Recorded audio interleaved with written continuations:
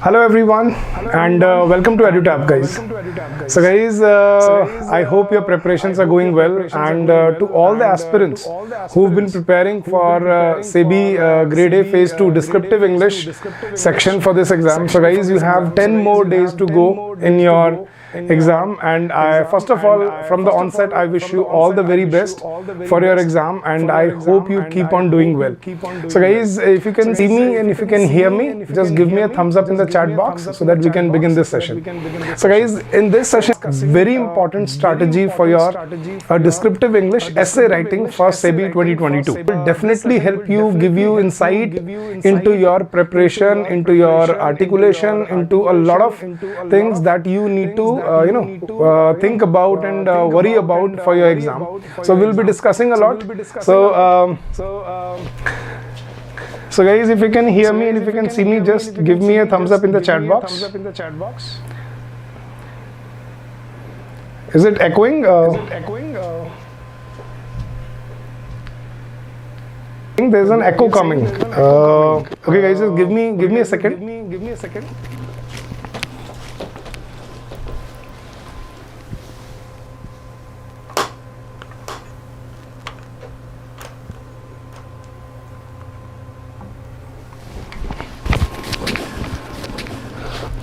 Yes guys, is it somehow better?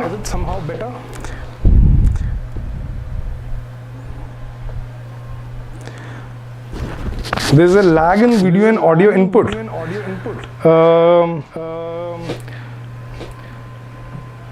Is it better now, or good evening, Bites? Double sound, you guys.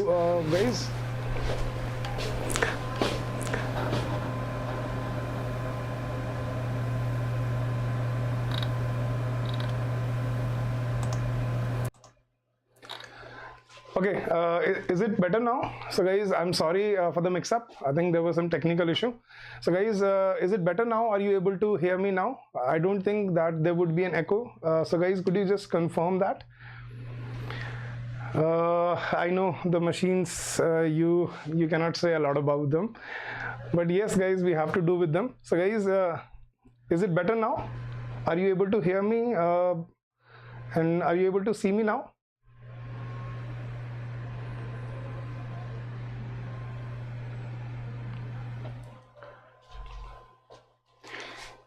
Yes guys, could you please just reply?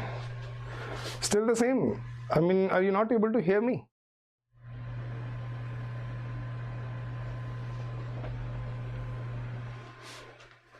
All right, just give me a second, guys.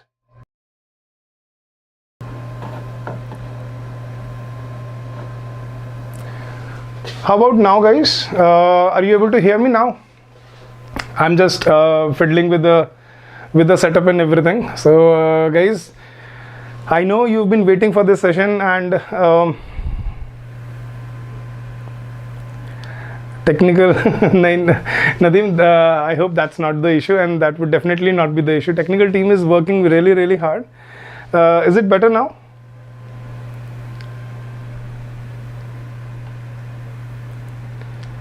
Audio is still very laggy, and I think there's a problem with the audio. Okay, there is no echo now, but are you able to hear me? I'll try to be louder than usual. So guys, you can just turn up the volumes of your devices. So guys, in this session, without any further ado, so in this session we'll be discussing about your essay writing. So guys, essay writing in itself is a very important sort of composition in the exam. In your exam for SEBI, it holds 30 marks out of 100. So guys, and this is quite challenging as well. Reason being because the other two questions, which are reading comprehension and your Pressy writing.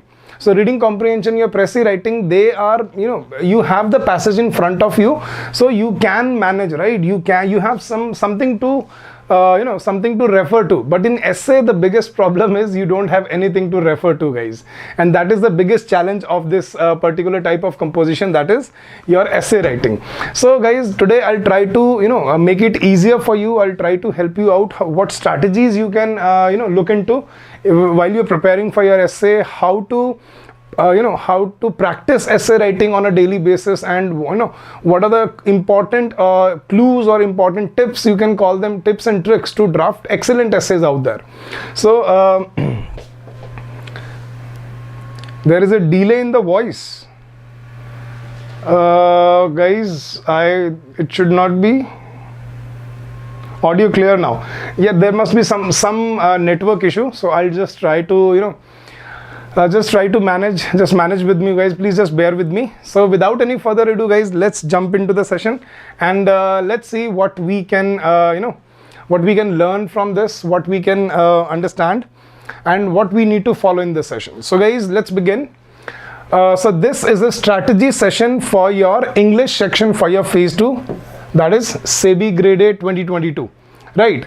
And in this session we'll be discussing about your essay writing, which is very tricky for most of the students, and they find it very unusual, because the first dilemma is, or what topic you may face or we may face in the exam. That is the biggest challenge for you. Now there are so many topics out there, and you can only prepare for some of them or as many as you can, but still there is a question in your mind. Always there will be a question in your mind, sir, is it enough if we prepare these 30 topics, these 10 topics, these 15 topics, would they be enough? So guys, I have a better strategy than that. So instead of preparing for topics, I would give you a better strategy that would prepare you for any topic related to one particular vertical, and that is very important. So just bear with me, guys, and in this session we'll be discussing the whole strategy for your essay writing part. Now day after tomorrow, I'll be taking another session on précis writing and your reading comprehension, solving. Now that is again very important, so don't miss that session as well. But let's look into the concepts of essay writing, the requirement of essay writing, and what you can do to excel in this particular type of articulation. So let's begin, guys. Now first of all, you must understand how many types of essay there are, so that you can basically classify, and you can take the structure. You can choose a structure for any essay that you are preparing for. So before we start learning anything, I would like to discuss with you the 4 basic types of essays. These are 4 verticals of essays that you may face in the exam. The first vertical is, guys, your argumentative essay. The word itself clarifies everything. This essay is basically where you have to argue for both the sides, pros and cons, right? Good and bad, benefits and repercussions. So that's what we call argumentative essays.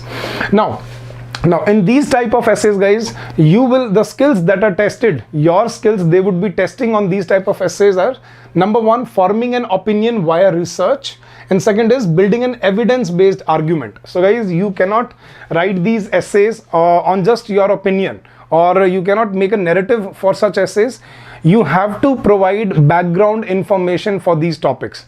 For example, if they ask you pros and cons of, I'm just giving you an idea, if they ask you pros and cons of privatization of banks, which is current affairs, which is a current topic, and this has been hang fire, right, for quite some time now. So guys, you need to understand that while you are writing about an essay, you need to know something about the essay. So these argumentative essays, you'll not be able to execute them well unless you are prepared beforehand, unless you know the factual information, unless you know the facts, the underlying data, statistics, reports, schemes. So these essays are basically based on your facts and data. So the first type of essay you may face are argumentative essays, and in these essays you will be tested on your evidence-based argument and opinion via research. And I've given you an example. What could be the topic of such an essay? Has the rise of internet had a positive or negative impact on education? Positive and negative. So you'll be arguing both the sides, right? Pros and cons, benefits and repercussions, right? So that's the first type of essay that you may face in the exam. So guys, you need to clarify in your head, in such an essay, what type of strategy I have to take, right? In this essay, I'll be starting with an eye-opening, data, background information. Then next I'll be discussing the social dimension or the economic repercussions of the topic. Then I'll be discussing the pros and then the cons, or pros and cons simultaneously of the topic. And then in the conclusion, I'll give a way forward and a viable solution to the problem. So you need to strategize your attempt, because guys, if you just go there unprepared, if you do not know what structure or what format or what roadmap you will be taking for that particular essay, it becomes very difficult to sit there and finish your essay in time. Right, so that was the first type of essay, that is argumentative essays. Second is expository essays. Now, in expository essays, your knowledge of a topic will be tested and communicating information clearly. Right, so expository topics are where you basically, give out information about a topic. For example, if they give you a topic of, renewable sources of energy or solar power. Now, solar power has no, I think it does not have any negative impacts, right? So you'll not be discussing the cons or the others. The topic goes one way, right, in one direction, where you start the importance of renewable sources of solar energy, then you give the benefits and the challenges that you may face, right? Then third paragraph, what could be the the far reaching impacts of this change, and then you give a viable solution to the problem and a way forward. So that is the second type of essay, and I've given you an example. Now explain how the inception of technology has revolutionized the world. Right, so in this topic you don't have to give your pros and cons, goods and bads, right? In this essay you'll be writing in one direction itself. Right, so that is the second type of essay that you may face in the exam. Now third type is narrative. Now these essays are the most difficult ones, because you'll have to practice a lot for these essays, because you have to create a narrative. For example, if you are writing about if I can think out of my head, the state of women in India. Now this is a narrative essay where you have to take the essay on a psychological note. You discuss the fallacies in the society, taking it, bringing it up from the past, then talking about the present, what is going on around us, and then we talk about the future. So narrative essays, in these essays you will not be tested on your your research or the information or the data that you have collected. Now these essays, they will be testing your creative language use, that means use of good vocabulary, good sentence structuring, and then presenting a compelling narrative, right? For example, social stigmas or global terrorism, right? So these essays are called narrative essays, where you have to create a narrative essays. So that is the third type of essay that you may face in the exam. And fourth, and not the least, descriptive essays, where you basically describe your essays, right? The way you want to, the evaluator or the reader, the way you want to express your opinions. This is called the fourth type, that is descriptive essay. Now again, in this essay you will be tested on your creative language use and describing sensory details. That means you have to push to the emotions, right? That means you'll be writing such sentences where you will be compelling the evaluator or the reader to basically on an emotional note, where you discuss, for example, sense of God, right? So you can write factual data in that essay. There is no research in that. What you can write is your description, what you feel, right? What people have come across, what sages and saints have to tell about existence of God. So that is an emotional type of essay, and in this essay you will be basically discussing you will be putting your emotions. For example, write your opinions on nationalism versus globalism, right? So this is an essay where you discuss your emotions, how nationalism is crucial, how how regionalism plays very important role, and you can see it in your elections that is that are going on around you, for most of you probably in Uttar Pradesh and Punjab and many other states, right? So these are descriptive essays. So guys, basically you can classify all your essays into 4 categories.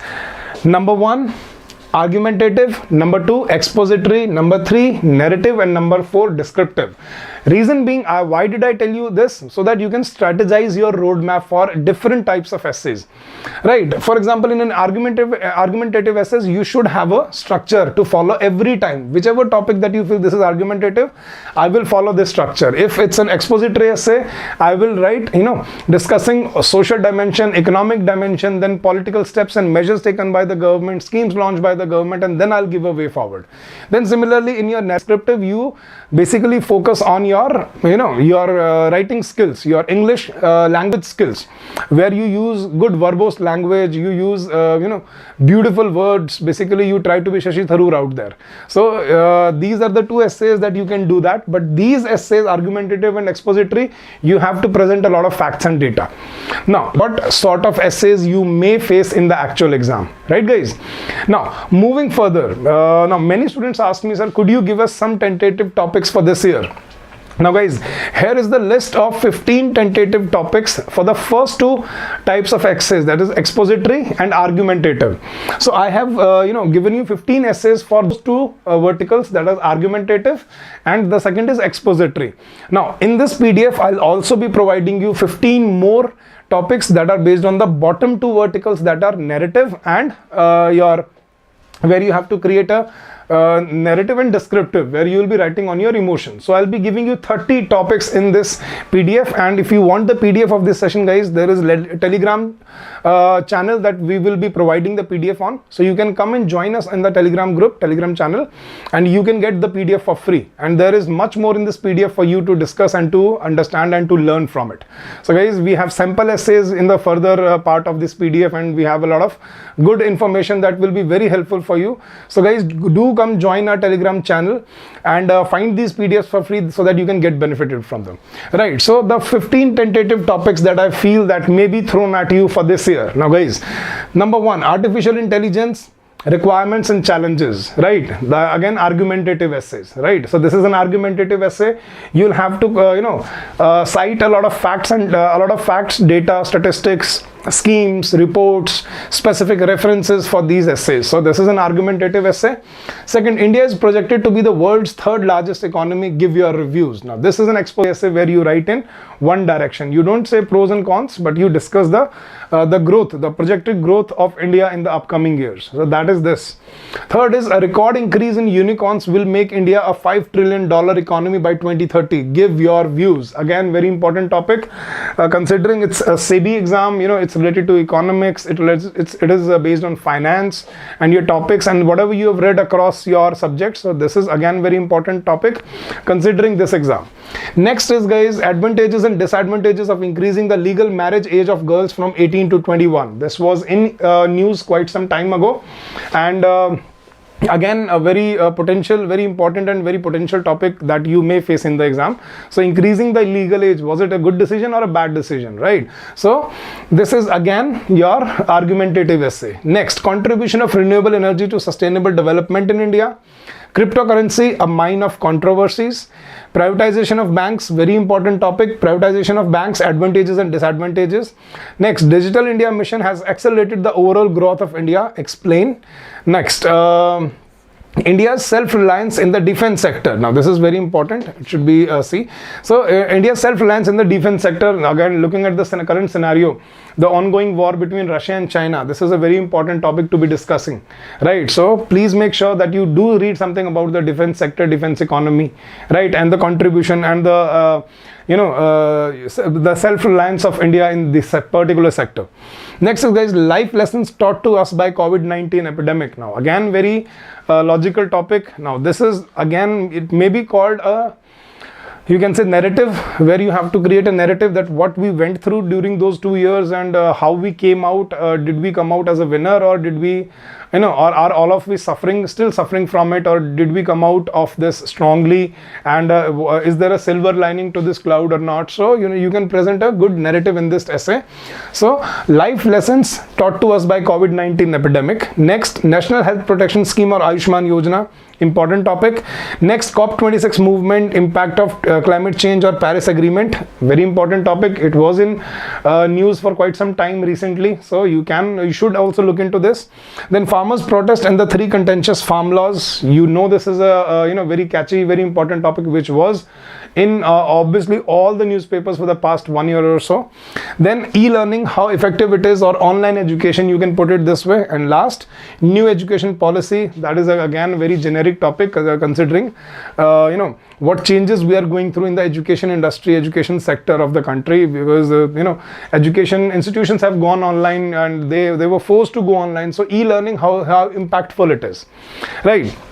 So guys, I hope you have taken down these important tentative topics so that you can practice and you can start working in this direction. Now, in the end of this PDF, I will also be giving you 15 more topics on some topics based on your management based topics. Now, last year we saw SEBI through a couple of management topics. For example, I think the topic was importance of leadership skills, right? So this time there may be a topic, importance of communication skills, or importance of soft skills in your workplace, or importance of teamwork, or importance of hard work in life. So such topics will and may also be thrown at you for this exam, right guys?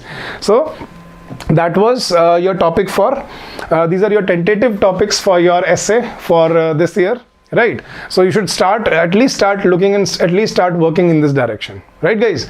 So moving forward, now guys, many students have this question, sir. We have heard that our papers will be evaluated by an AI based software. That is absolutely true guys, because these agencies who are conducting these exams, they've started using AI based software to evaluate your essays out there.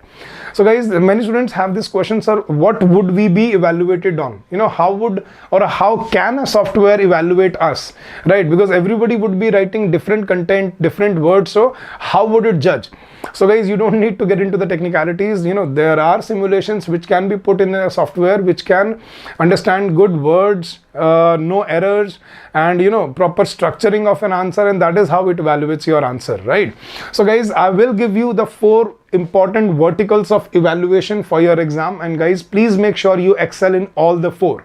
The first and the most important vertical of evaluation is the word limit. Guys, the first and basic requirement is you should be able to complete your essay in time, because if you don't do so, however excellent a content you write out there, it would be pointless, because half an essay would always be considered incomplete, and incomplete essay will never fetch you good marks. So guys, please make sure the first and the most important thing to follow is that you are able to complete your paper in time, that you are able to write all your answers within the time limit that is given to you, which is actually quite short, that is 60 minutes, right? So in 60 minutes you have to write 3 questions, 1 essay, 1 précis, and 1 reading comprehension based question, and which you may face 4 or 5 questions out there. So obviously time is obviously very short, and you'll have to rush through your answers, but that is the challenge that you have to undertake, guys. You'll have to be prepared for this scenario. You'll have to practice beforehand the time management strategy, and everything should be pre-planned before you walk into that exam room. If you walk into that exam room unprepared or unplanned, it is going to be a disaster. And I can tell you, not from not from my opinion, but from the experience of the students from the previous so many years, right? So guys, you need to understand the first and the foremost vertical of evaluation is your word limit. Now guys, many students were asking me yesterday, sir, the handout given by SEBI, it had the word limit of 400 words for essay. So they were all confused, sir, would there be an essay for 400 words? Definitely not, because guys, 400 word essay, then 150 or 170 word précis, and then somewhat about 200 or 250 word reading comprehension. It is writing about somewhat 800 words, including reading 2 passages. It is impossible to do so, guys.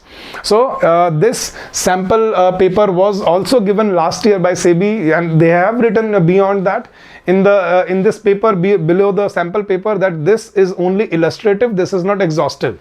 So they have been copying the same sample paper over and over again, and they have been misleading the students. I don't know, intentionally or unintentionally, but the word limit for your essay will not exceed beyond 250 words. Now SEBI is known to surprise students every year, but guys, they cannot ask you they cannot ask you an essay which is beyond 250 words, because it would be physically impossible. It would be it would not be possible for anyone to finish all the 3 questions in that scenario. So guys, you can remember the essay would be, last year the essay was for 200 words. Before that it used to be for 250 words. So that is my prediction. It would be somewhat between 200 and 250. Most probably it would be 200 words. So 200 to write an essay is a challenge in itself, guys. So that is, that is something that you need to prepare for, and that is something that you need to be working very, very hard for, because discussing one complete topic discussing one topic organically and within 200 words, it is a challenge in itself. You can only make 3 or 4 paragraphs and you cannot elaborate anything. So you have to collate a lot of points, you have to put them together, and then you have to do justice to your essay, right? You have to discuss it holistically, discuss economic angle, social angle, repercussions, challenges, right? So there are many things that you have to discuss. So you have shortage of word limit for essay writing. So please make sure you practice for this word limit, not beyond this or not under this. Now guys, students also have this question, sir, what is the buffer for this word limit? Can we go beyond 250? Let's say if the word limit is 250 or 200, can we go beyond or can we stay under? So there is a very simple rule that we understand, and you should also remember this. 10% above or below is perfectly all right. So 10% above or below the word limit. That means if the word limit is 200, if you go up to 220 or if you stay up to 180, that is perfectly all right. Nothing to worry about that. But beyond or under that is a problem. Same for 250. For 250, that means 10% is 25 words. That means if you go up to 275 or if you stay up to 230, that is perfectly all right. But beyond or under that is going to be a problem. So guys, make sure you remember to adhere to the word limit, and you will definitely have a word counter in the exam. So you need to practice in the time simulation, and you need to be well versed that in how many words are you generally able to write a 200 words essay, how many sentences do you need to write. So you should have a good idea about that. So the first vertical of evaluation is word limit, and you must adhere to that. Second is the structure of your essay. Now guys, students ask me, sir, can we write our essays in bullet points or numbers or headings and subheadings? Absolute no, guys. You should always remember that essays are only written in paragraphs. If you do not remember from your childhood, I can remind you once again. Essay, there is a set structure to every articulation, guys. You need to understand. Letter has a structure to itself. Report has a different structure. Application has a different structure. Article has a structure. Message has a structure. Notice has a different a fixed format. That's what I'm talking about. And similarly, your essay has a specific format to it, structure to it, and that is only writing in paragraphs. So in essay, do not use bullet points. It is not required. Essays, basically, you need to understand what is the definition of an essay, guys. Essay is not your opinion about a topic or on a topic. Essay is basically, the definition of essay is educated insights and discussion of a topic unbiased, in an unbiased way. That is what we call a good essay. So essay should discuss a topic holistically from different dimensions: economic, social, political, and giving an introduction and a conclusion to it, solution and a way forward, and then keeping your language or keeping your articulation unbiased. That is what is called a good essay. So you must understand, in an essay you don't need to take sides. In an essay you don't need to present you don't need to show your anger or happiness, or you don't need to put in your personal opinions into it. Personalization is not required in an essay. The purpose of an essay is to discuss a topic holistically from different dimensions, and that is what we call a good essay out there. So second vertical of evaluation is your essay should be structured. That means you should not give any title or subtitle to the paragraphs. You should not use bullet points. You should not use numbers, or you should not use any other format for it, and do not leave blank spaces that we used to, right? Everything in essay starts from very left, guys, and not just for essay, for every composition nowadays the rules have changed. Every composition now begins from the very left. So what you have to do is you start your essay, and wherever you finish your paragraph, you switch to the next line and start from the very left. So do not leave space. I have seen students leaving some space before they start writing. Don't do that here. That would be considered a mistake, guys. Number two, a very common question that I always get asked is, sir, while we are writing our essays, right, can we bold or can we italicize or can we highlight some points? You will not be allowed to do that in your paper.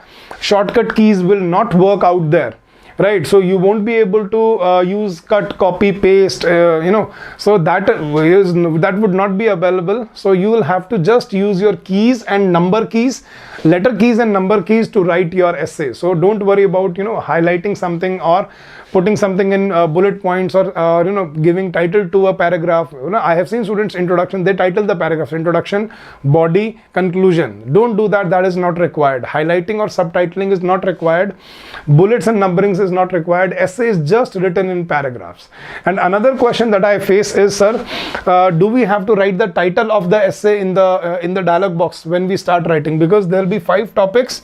So do we have to write the whole title again when we are writing our essay? That is absolutely not required. What you have to do is, let's say out of these 5 topics you chose topic number 3.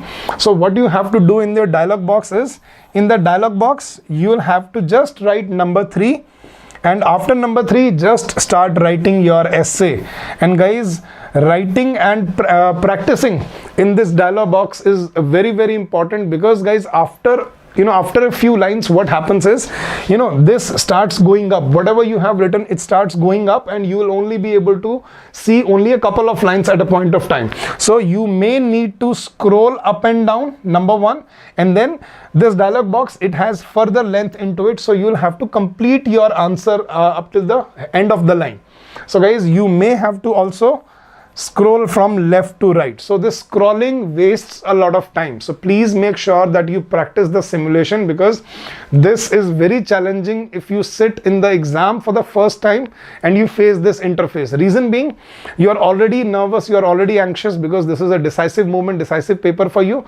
And then if it is surprising for you, and if you are not able to type the way you have been practicing, it becomes very awkward and it becomes very irritating to follow this to follow this interface and to complete all the questions in time. And I see this problem every year. I go through these comments and reviews every year, sir, if the interface was very poor. It was not poor, it was as it was, it is as it is, but you have not practiced it beforehand. So guys, please make sure that you practice writing your essays in those dialog boxes where you need to scroll left to right, top to bottom, right? You don't leave tab space start tech and games. What you do is, when you have written your one paragraph, wherever you have finished, just press enter after the full stop, leave a space and press enter. Your cursor will move to the next line. You don't need to leave a line blank or anything between the paragraphs. Just start writing your second paragraph. So that is a simple strategy that you don't break the sentence in the middle, you don't break in between, you just keep on writing, and when you finish your paragraph, put a full stop, press the space bar key, then press enter. Your cursor will move to the next line and you will be able to start your next paragraph. That is how it works, right? So it is basically like typing your answers in a Word doc, in a notepad. So if you have a notepad, if you have a PC or computer with you, just shorten the word pad into a size of a short dialog box, and you can start practicing in your word pad, and that would give you the idea of the dialog box. So guys, that is the easiest way. There are a few interfaces out there that you can also practice. For example, there is a website that some student told me, that wordpower.com. So that also has a similar interface. You can also practice your essays into that, and that would really help you with the interface of the exam. I told you, Vipin, you don't need to add the title, you don't need to add the heading before you start writing your essays. What you have to do is, for example, if you are given 5 topics, if you have chosen topic number 3, so just write number 3, and after that straightway start writing your essay. You don't need to put the title again. So that should be the structure of your essay. Now third is mistakes and errors. Guys, please make sure that you understand every grammatical error, every typo, every mistake, be it a punctuation error or any spelling mistake that you make out there, it will be considered as a mistake by the software. Software will not give you the benefit of doubt that a person may have given you. So guys, every mistake, every error will be counted as an error, and every mistake will cost you marks. So make sure your paper is error free. That is the reason they are testing you for descriptive English. Now guys, they'll not be asking you to write essays and presses when you will be working as a SEBI Grade A officer, right? But you will be writing a lot of memos, letters, reports on your own, and for that you need a good hand at typing. You need to be good at spellings, punctuations, so your articulation should be error free. So please make sure that you do not make mistakes, and please make sure that you save time to proofread your answers before you submit your answer. Proofreading is very important. Even if you write brilliant essays, but if you make a few mistakes, spelling mistakes or typos, or it happens when we are typing and thinking at the same point of time, when simultaneously we are doing it, we tend to forget a few words in the middle, in between, right? So we cannot afford that in this exam. So please make sure that you spare time to proofread your answers. That is very, very important. And fourth and the final vertical of your evaluation is content. Now guys, students ask me, sir, if only good content would be enough. I don't think so. If you do not structure your answer, if you do not follow the word limit, if you do not if you do not care about the mistakes, the content can never be excellent. So to be excellent in the fourth vertical, you have to be first excellent in the first three. I hope you understand what I'm saying. So guys, these are the four verticals where they'll be evaluating your answers: structure, word limit, mistakes that you are making, and then content. And your content should be relevant, coherent, and according to the question, right? So don't think that nobody would be, or the software would just be evaluating your sentences. They will have some simulated words and some simulated nouns that they would be evaluating your answers on, and that is how it will decide what score you have to you will score and what you deserve, right? So I think I've made it clear what verticals of evaluation you would be facing. So these are the four verticals: word limit, structure, mistakes, and your content. And you need to be working on all the four. So reading is equally important to practicing, guys. Please understand. So spend as much time as you read for collecting facts, data, or reading through those sample essays. Please spend the same amount of time to practice your articulation, you practice your simulation, your structure, your mistakes, because if you are not able to execute it in the paper, it is all going to garbage. It is all going to be pointless. So you need to be excellent in all the four verticals to score really, really well in this particular exam, right? Now moving ahead, guys, now my strategy for this exam. So I told you today I'll be giving you some very important insights, and guys, my strategy for this exam is to back up your thesis, with supporting statements, with facts, with data, with statistics, with reports, schemes, and specific references. Why do I say so? I'll give you an example, guys. For example, if we are given a topic of malnutrition, right? And let's say I have not read anything about malnutrition beforehand, so I will be drafting my essay on the basis of my opinions, right? So that will only fetch you average marks. That will not take you to a good score. Please remember that, guys. Reason being, I'll let you decide. You tell me which sentence sounded better to you. So let's say there are two sentences who are writing their essays on malnutrition. One student opens his essay by writing this, that malnutrition is a menace which India has been fighting for very long. Many children die due to malnutrition in India every year. Now this is one opening, and listen to the other opening, right? So the second student writes the same thing, but he adds something peculiar in between, and you tell me which sounded better to you. The second opening is like this: malnutrition is a menace that India has been dealing with or facing for ages, but we also need to understand, even after Green Revolution and being self-dependent in food security, India still has the highest number of malnourished children, and there are 1.6 million children who die due to malnutrition in India every year.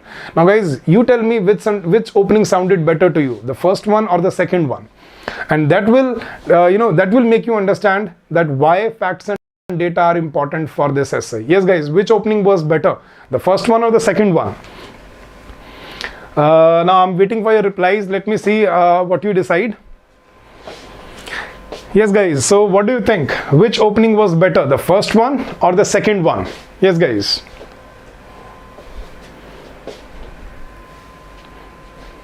Yes guys, can I have some reviews? Can I have some inputs? Absolutely. So guys, you need to understand that why facts and data, why backing up your thesis, why backing up your theory is important in these essays. So this is really, really crucial that you provide, insight into the thesis that you are providing. See, if I write many children die due to malnutrition in India every year, this is my opinion, right? Many children could be hundreds, could be thousands, but 1.6 million children makes it a believable fact, and that is what they want to see. If the student is well read, if he is up to date or not, that is the real point, that is the real question out there. So, and that is what you are preparing for.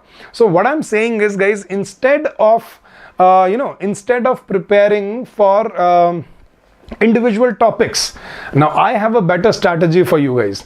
Now let us discuss this strategy first, and then I'll give you the details of your practicing and your further insight into the topic. Now guys, what strategy I was talking about? Instead of preparing for individual topics, prepare for verticals. Now what I mean by verticals is, now listen to this, guys. For example, if you tell yourself, now education is one vertical, right? Now this is one sector where you can get topics. So what topics you can face under education? Now you can face new education policy, online education, or you can say e-education, right? That I gave you as a topic as well. Now third could be literacy rate. It can be about literacy and illiteracy. And fourth could be about the changing pattern or the changing trend of education in the world or in India, right? So that is what we need to changing pattern of education. So we understand that when we are writing these essays, now guys, if you prepare for all these essays separately, it would take you a lot of time, right? But if I understand that these are the 4 potential topics under education, so what you do is you don't prepare for these 4 topics, you prepare for this vertical itself. So prepare generic facts about education, the statistics about education in India. How many graduates pass out every year? What is the literacy rate, average literacy rate of the country? Which state has the highest literacy and which state has the lowest literacy rate, right? And what is entailed in the new education policy? What schemes are related to this vertical? Beti Padhao Beti Bachao Abhiyan, right? Saksharta Mission, right? Then there is Skill India, that can also be related into it if you're talking about literacy and all that. So basically, guys, if you prepare for this vertical, now you will be able to write your facts and data into any of these topics. Getting my point? So considering these verticals, you can prepare 10-12 verticals on your own. One could be healthcare, right? Considering COVID-19 and all that has been going around us. Third could be your economics and finance, right? So what you do is you prepare verticals like that. You prepare for verticals, not individual topics, because there are so many topics out there, it is impossible to cover all the topics. So this is a better strategy. If I know the basics of the economics, like what is the highlight of union budget, the recently launched union budget, or what are the important updates of this year, right? Let's say what is the growth GDP rate, right? What is the growth rate? What is the inflation rate? So if you know these facts coherently and inherently, you will be able to execute your essays for these verticals. So guys, instead of preparing for topics, I would suggest to you prepare for verticals. That is obviously hands down a better strategy instead of preparing for topics. So you can only prepare for 10-15 topics in 10 days, but you can prepare 10-15 verticals in these 10 days. One vertical could be your climate impact and solar energy and all these issues, right? One could be the global terrorism and the war going on and the Cold War and whatever, nuclear power, nuclear bombs and all that. Then coming to current affairs, it could be about importance of democracy and importance of vote.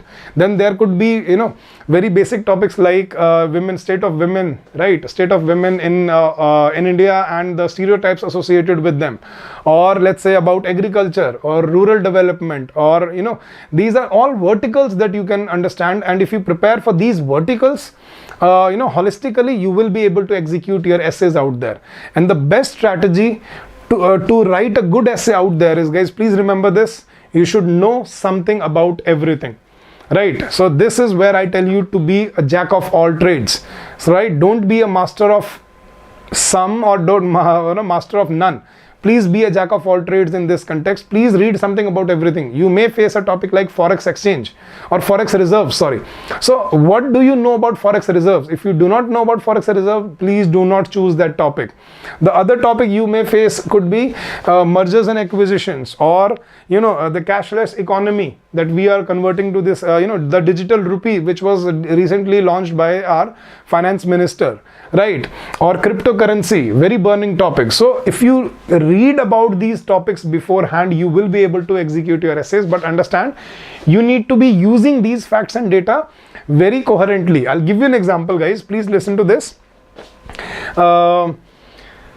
Yes, guys, so please listen to this. For example, if you know that 62% of Indian population is directly or indirectly dependent on agriculture and its allied sectors. Now, if you know that, now guys, please understand this. If you know that 62% of the Indian population is directly or indirectly dependent on agriculture and its allied sectors, but unfortunately the contribution of agriculture sector to the GVA or GDP is only 17.9%. Now, this is a very insightful fact in itself. This huge population, 62%, that means around 2/3 of the population is dependent on agrarian economy, but the contribution of agrarian economy is 17, 19, 18% to the GDP. That means the productivity of this sector is quite low, and that is the reason government was focusing on doubling farmers' income by 2022. Remember that. That is why these 3 farm laws were amended. Right. So guys, if you know these basic facts coherently, now you can use this fact. Now please understand this. You can use this fact in n number of essays. Any topic that is based on rural economy, agriculture sector, agrarian growth, GDP of the country. So or if you're talking about climate or any social topic, you can use this fact, right, guys? So now I can put this fact in this way, that due to over dependence on agrarian economy, the vicious circle of poverty keeps on going, right? And that is why these marginal farmers are not able to come out of, or are not able to realize their dream of becoming rich or affluent. So that is something that you can use very generically. So अगर आप इस तरह से facts and data को prepare करके जाते हो, guys, this would be the something that you put in, and that will fetch you really good marks in your exam. So this is what I'm trying to convey to you, and I will give you some facts and some data. If you listen to these facts and data, and you can see that you, from very short, only I'll give you 5 points. You'll see you can use these 5 points in at least 50 essays out there. So I'll just read it out to you guys. First, you should know the basic demographics of the country. India is the world's second most polluted country. We know that. I think we have been told that so many times, and we will be overtaking China very soon, right? We lag behind China only by 47 million. The country has a high population density of 450 persons per square kilometer. If you know this, you can mention this in any climate based or any environment based essay out there, right? So do know the demographics of your country. India has about 62.5% of its population which is in the working age group. So you should know the demographic dividend of the country.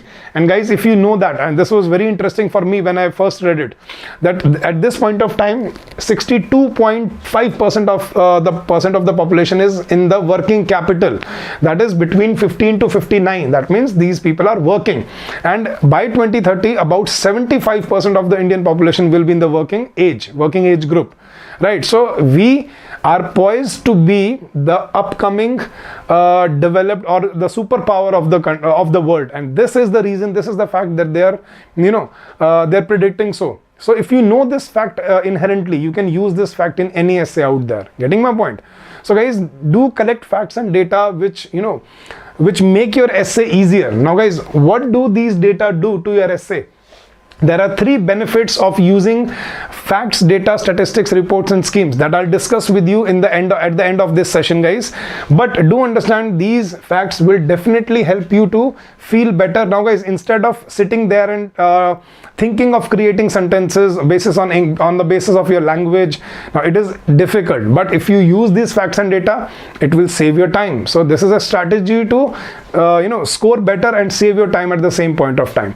Let's read another area. India is the 7th largest country in terms of land area, with an area of 2.9 million square kilometer. The total agriculture land, arable land, is 60.4%, of 52.6% is arable. Okay, so about 50% of Indian land, India's land area is arable. Now you can use this in any climate based topic. About 23.8% of the total land area is covered by forests. The country has a land frontier of 15,200 kilometers and a coastline of 7,516 kilometers. These are the the physical boundaries of the country. Now similarly, inflation. Do you know about the inflation of the country? Now this may not be very updated data, but you can read the updated data from Wikipedia or Google, right? So it says India's retail price inflation rose year on year to 2.86% in March 2019, slightly above the market expectations of 2.8%. In March, the corresponding provisional inflation rates for rural and urban areas were 1.8 and 4.1 respectively, compared to 1.81 and 3.43 in February. This is 2021, guys. Okay. So these are the facts for 2021. Now new facts would be out there. Please do collect these facts. Now inflation in India is measured by using the CPI, which measures the changes in the prices of 260 commodities and services at the retail level. The country shifted from wholesale price index to CPI in 2014, as former does not account for the price of services as well as the bottlenecks between a wholesaler and a retailer. So this is about basics about inflation of the country, right? You can read updated data and you can do your homework. Similarly, for financial market, the financial market in India is facilitated through Securities and Exchange Board of India, SEBI. That's what you are preparing for, right?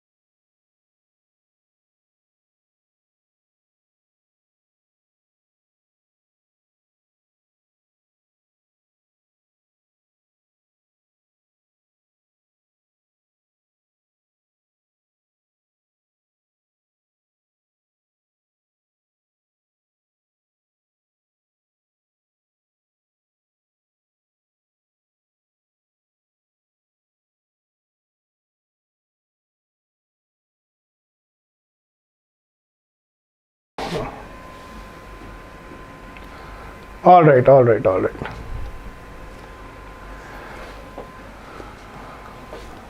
guys. So I think we are back. So yes, guys. So basically what I was telling was, so you should know the basic bifurcation or the basic segregation of your economy. That you must remember that services sector constitutes 54% of your GVA, 26% is manufacturing, 18% is agriculture, and the rest of the sectors, that is be it horticulture or be it your tourism or pharma or whatever other industry you're talking about, that only constitutes for 2% of your GVA, right, guys? So guys, so this is what I was talking about. You should know the basics of your country. Then you talk about demonetization. You should know what demonetization entails. Then developing sector. This is what I wanted to discuss with you. Key sectors that are driving growth in the Indian economy include construction, financial services, technology, automotive, and healthcare. These are the fastest growing sectors in the country. Guys, can you, Can you remember that? You know, if you're talking about the growth or the upcoming unicorns, you know, there was a topic about the, India has the fastest growing unicorns in the world, right? So guys, please remember that these are the 5 key sectors of development in India right now. Number 1, construction, financial services, technology, automotive and healthcare.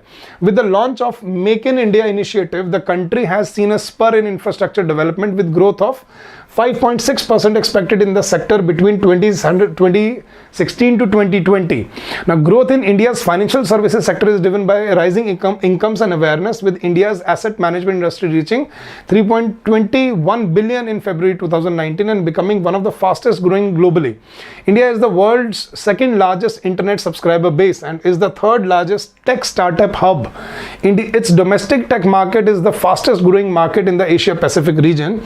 India's automobile sector is expected to grow at a CAGR of 15% to reach 300 billion by 2026 and become the third largest automotive market in terms of volume.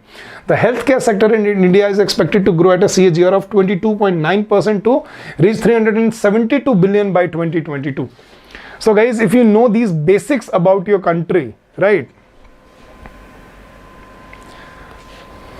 So the basics about your country, you should know, you should be well versed with these stats, these facts. They will be very helpful for you to strengthen your essays. Now, why did I give you these facts and data? Now guys, this is what I was getting at. What can you do before the exam so that you are well practiced, you are well prepared, and you do not panic in the exam? So there are certain tips and tricks for you to remember what you should do before the exam.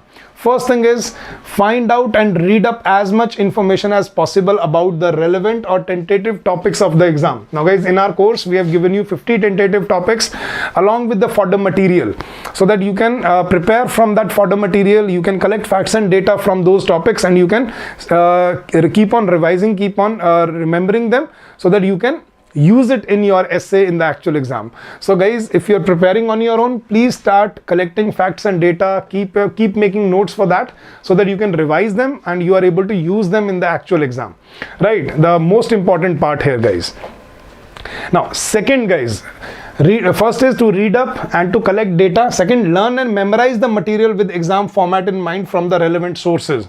Go to Wikipedia, do your homework, put your inputs into your preparation, and that is when you will feel confident about a topic. So I told you to know something about everything. Now this is the key, guys.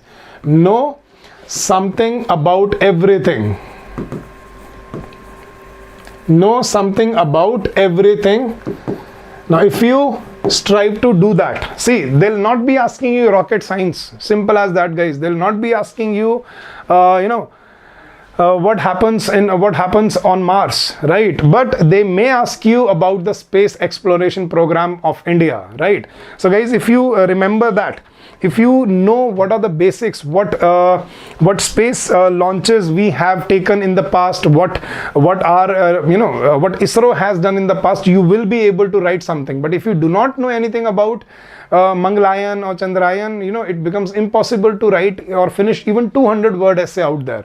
So the best strategy is to know something about everything. And how to do so? Find out and read up as much material, as much information about tentative topics from the fodder material if you are a student, or from Wikipedia or Google if you are preparing on your own, and learn and memorize the material. Then review the notes or review the material frequently to maintain a good grasp of the content. That is very, very important. Then think and make notes about themes, ideas and patterns that reoccur through the course. That is very important. Now, I told you this the other way around. You start preparing for verticals and you will see the reoccurring theme, right?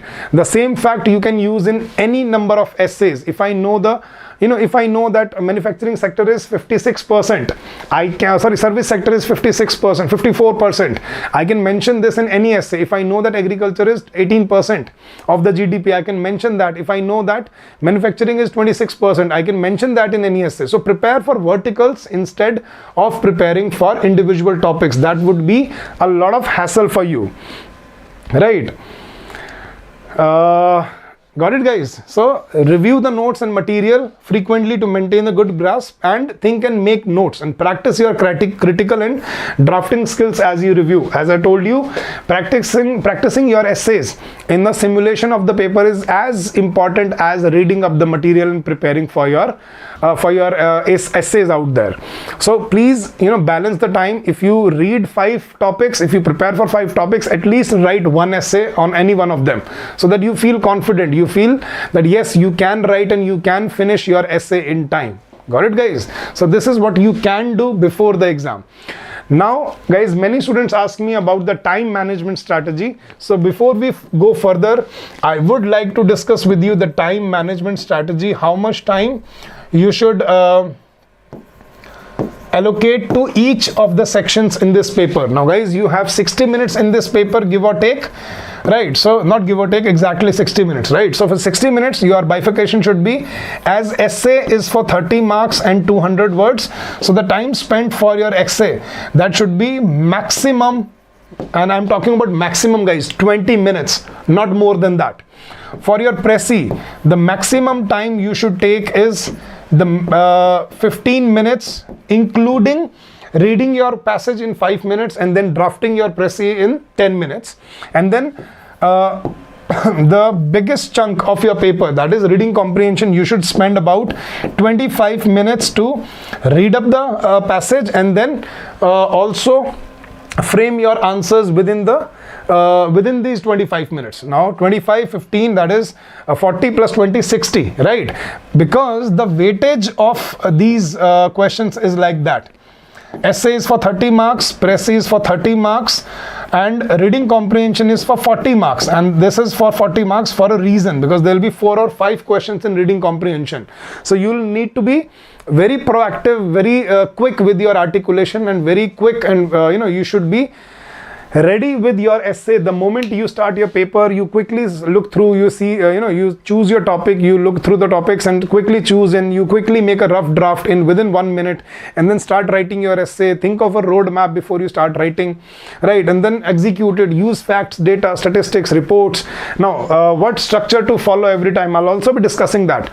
But this should be your time management. If you ask me, sir, ideally, this is what you should take. Now, many students also ask me, sir, out of these 3 questions, should we start with essay first or should we start with Pressy or RC? Now, guys, that is all, because when you are writing these answers, it's actually subjective.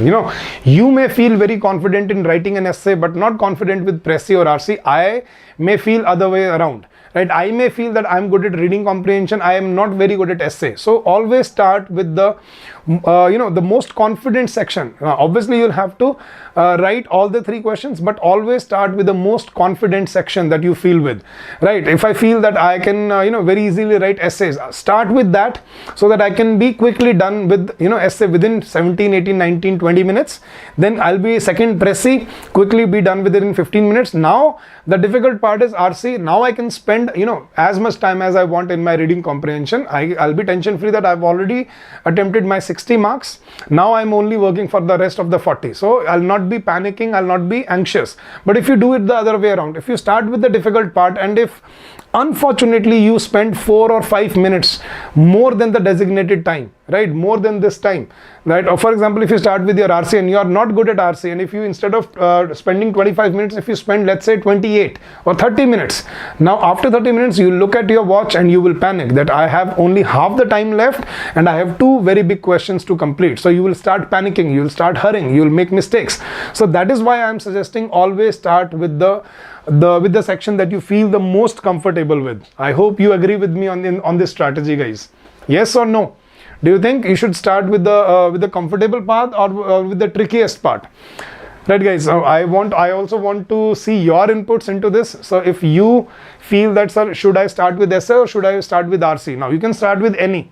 That is your call. But which strategy is better, starting with the with the easy one or with the difficult one? I always feel start with the easy one, quickly be done with it, because you can save time and then you can quickly speed up, because you will be giving your best, right, guys? So that is my input on your strategy for attempting these questions sequentially. So start with the easy part and then move on to the difficult part, because that will help you to save your time and execute your paper well, right? And for me, you should be equally prepared for all the sections. You should be able to start with any, and you should be still able to finish all of them in time. And these times include your proofreading, guys. Please make sure that you proofread your answers within these times. So always spare a minute to proofread your answers before you submit them, because if you submit your answers with mistakes, with typos, this will cost you marks. And guys, the software, the first thing that the software picks up is mistakes, right? If you check your essays in Grammarly or any other such website, you will see that the first thing that they highlight is the mistakes, the typos. So guys, what type of mistakes they'll be looking for? Any spelling error, any grammatical error, any punctuation error. Punctuation, what I mean by that is, after you leave a space after a comma, after a full stop, after a semicolon, right? You should know where to use apostrophes, inverted commas. So these are also counted as mistakes. Got it, guys? So please make sure that you do not make those mistakes and you proofread your answers before you submit, right? So you can start with easy or difficult, that's your call. But easy, when you start with the easy one, it boosts your confidence. That is absolutely true, right? So that was the strategy for your time management. Now, key points to remember, guys: to write an excellent essay, you should hook your reader. And the only way to hook your reader is by opening. That means you should, obviously there will be no human being to read your essay, but your opening should be amazing. The first paragraph of your essay should be the highlight of your essay. So do not start your essay with some poor opening or with some poor words. Do not give a conclusion in your essay, in your opening introduction of the essay. Open your essay like you're raising the curtain for a drama, and the person or the whosoever is evaluating it, right, he should be intrigued to read the whole essay out there. So it's like basically watching a movie. When you go to watch a movie in a theater, guys, what happens? If the first 15 minutes of the movie are interesting, you get glued to the to the story, to the characters, and you watch the whole movie, right? Even with an interval. But if the first 15 minutes of the movie are boring, even if you have paid $500 for that movie in a PVR or in a multiplex, you still leave it and you go home without wasting your time, right? So that is what happens with your essay. If the opening is good, you will definitely score good marks. And guys, obviously the whole essay should be good, but opening should be excellent if you put it this way. So to hook your reader, open well, and as you know, well begun is half done.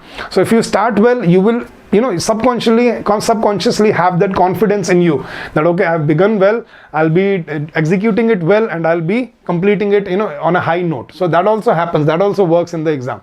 So hook your reader, give background information. That is very, very important. As I told you, what do I mean by background information? If I'm talking about, let's say, terrorism. So if I start with a very poor opening, like terrorism is a curse which humanity has faced for ages, and people have different reasons to terrorize others, but that is not what we human beings evolved for, right? If you start with this, and on the other hand, if you start with the background data, all in all, for something like that, all in all, up till now, there have been 4,600 terrorist attacks across the world, and in these attacks, somewhat around 2 million people have died or lost their lives or lost their near and dear ones. So if you start with background data, it shows to the the evaluator, even if it's the software, that you are well read and you don't need to create a narrative out there for everything. So give background information. That is very, very important, right? Next is, guys, present your thesis statement. So whatever you are going to discuss, present your thesis statement in the first line of every paragraph. So every paragraph, the first line should be the thesis statement in the body, but in introduction, start with the background data and then connect it with your topic. For example, if I'm writing an essay on agrarian economy, right? So instead of starting my essay by by a quotation by Pandit Jawaharlal Nehru, instead of starting like this, that the Pandit Jawaharlal Nehru always believed that if the farmers of a country are poor, the country can never prosper. So looking at this, we can say doubling farmers' income or focusing on agrarian economy is the need of the hour. If this is one opening, and I'll give you the other opening, now you can decide which sounds better, right? So the other opening is like this: even after 75 years of independence, more than 62% of the Indian population is directly or indirectly dependent on Indian agriculture and allied sectors, but unfortunately the contribution of agriculture sector to the GDP is only 17 or 18%, which is quite low, and this shows that this sector has been quite unproductive, and that is why focusing on this sector is the need of the hour.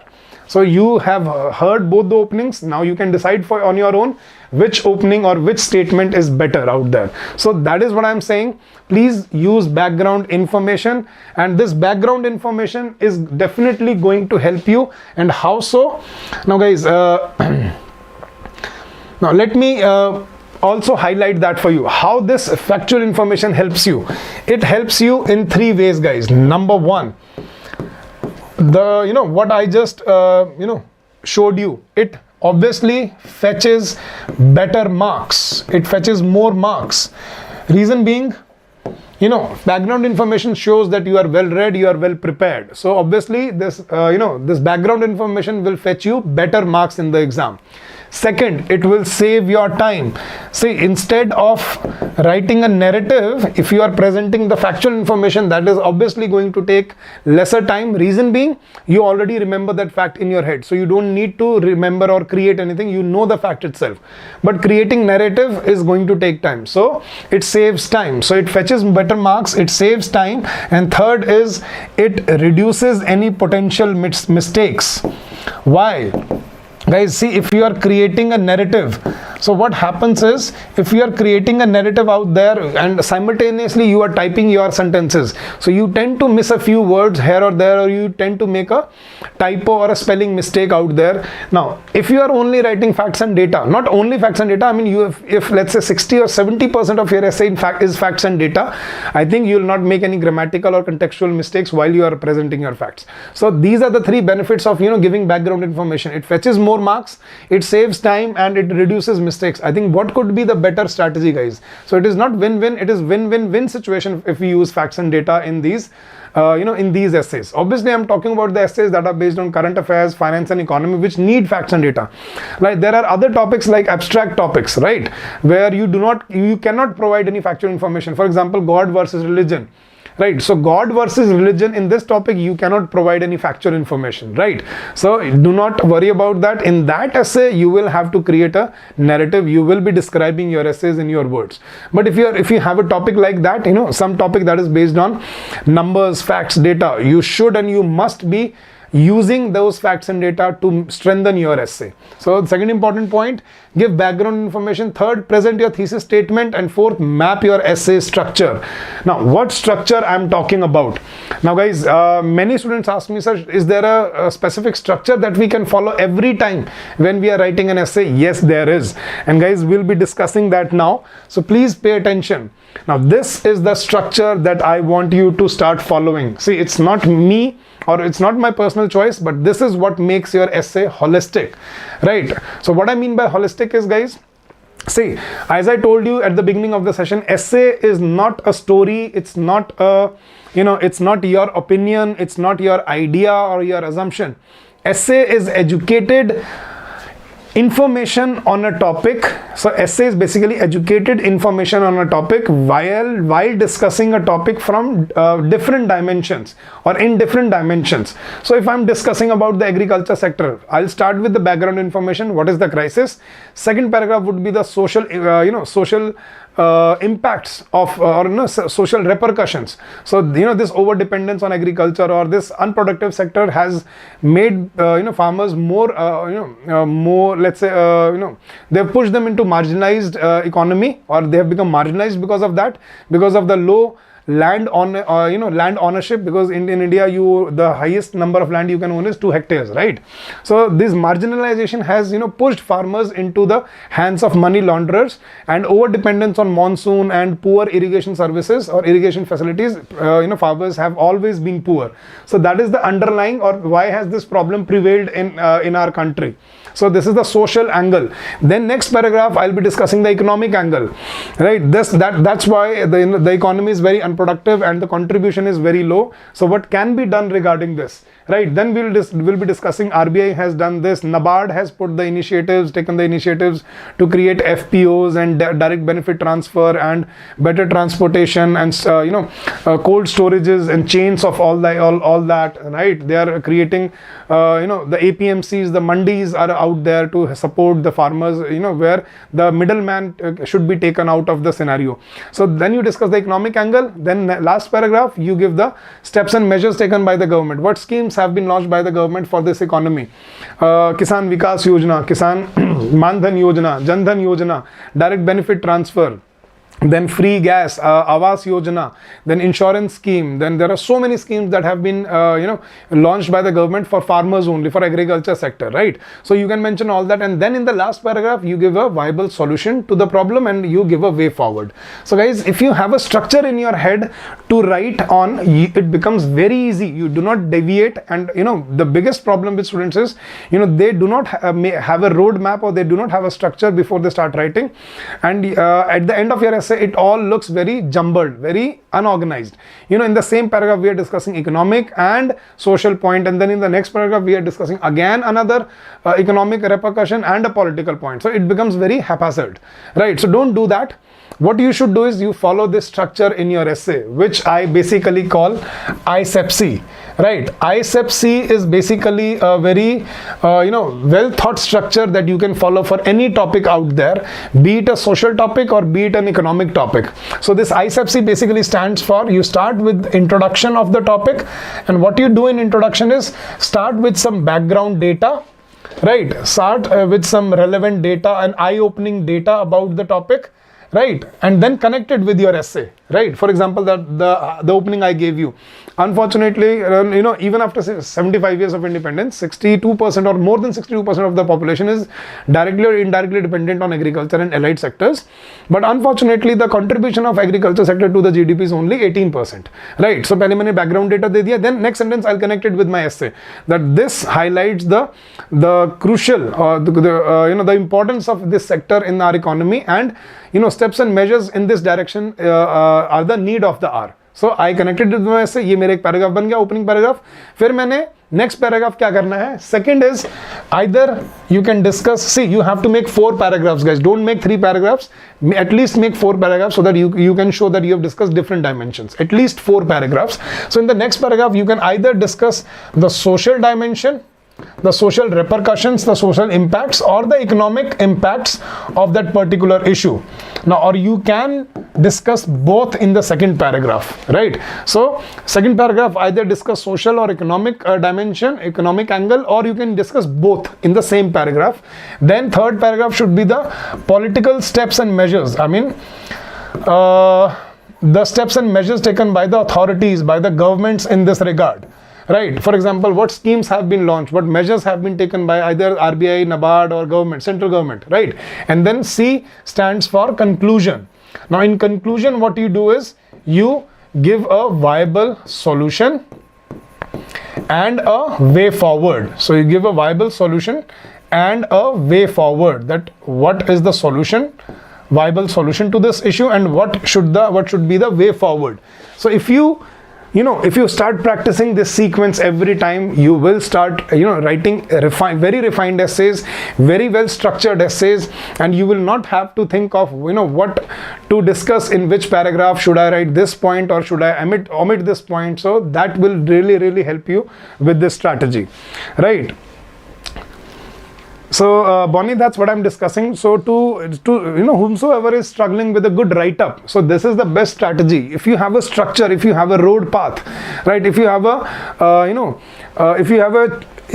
a roadmap in your head every time you write such an essay. Similar roadmap can be discussed or can be used for any topic. For example, if you are discussing about Malnutrition. Start with some background data that 1.6 million children die due to malnutrition in India every year, and the number of stunted babies and malnourished mothers is the highest in the world, in our country. So even after being self-dependent or self-reliant in food security, why are we still facing this issue? You can start with a rhetorical question. Then second, what is the social angle, what is the economic angle of this problem?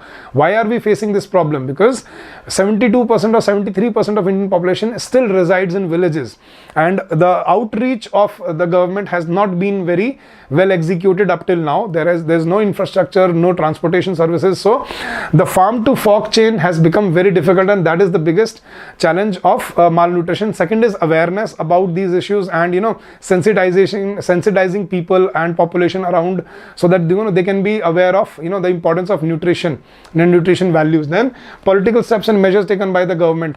What schemes have been launched by the government? The midday meal scheme and other Poshan Yojana, and many schemes that have been launched by the government, and then you give a viable solution and a way forward. So you can do this for any topic out there. So this is a very well sought structure that you can start following from today onwards, and if you follow this, your essay will become very structured, very refined.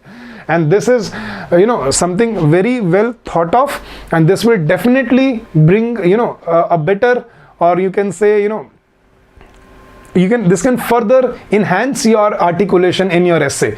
So guys, in 200-word essay, what to discuss, what not to discuss, that is the biggest challenge. You don't need to worry about it anymore. You can follow this structure and your essay becomes holistic after doing that, right? So guys, that was the structure that I want you to understand. That make 3 or 4 paragraphs. Start with introduction, then in body you discuss either the social dimension plus the economic impacts, and then in the next paragraph you discuss the political measures taken by the government, and then you conclude. So ISEP-C, start remembering that so that you can follow that in your paper and you can write a better essay out there. Now, how to introduce your essay, what type of opening statements you can use, let's come to that, guys. Now, key elements of an introduction. Begin the essay to grab the attention by providing some background information and context. If you start with that, your essay itself becomes very informative from the get-go. So start following this trick. Do not forget to grab the attention. It should be an explosive opening. The person or whosoever is reading your essay should be amazed after reading the information that you put there. So always remember, as I told you, your introductory paragraph should be superb out there, right? Then connect it with the topic and outline of the argument, whatever we are going to discuss. So focusing on this issue is the need of the hour. So that means it shows that in this essay we'll be discussing this issue, or we'll be discussing the highlights of this issue. So then connect it with your essay. I have a few openings for you. For example, if you are writing a topic of cryptocurrency, so how can you open this essay? So look at this opening paragraph, guys. So if you start cryptocurrency by saying that cryptocurrency was initially originated in 2008 by XYZ person, and it has grown. It is a decentralized monetary what do you call it? It is a decentralized monetary policy, or you can say currency, which is not controlled by any government of the world, and it is online and all that. So if you start with that, right, that is all blah blah blah.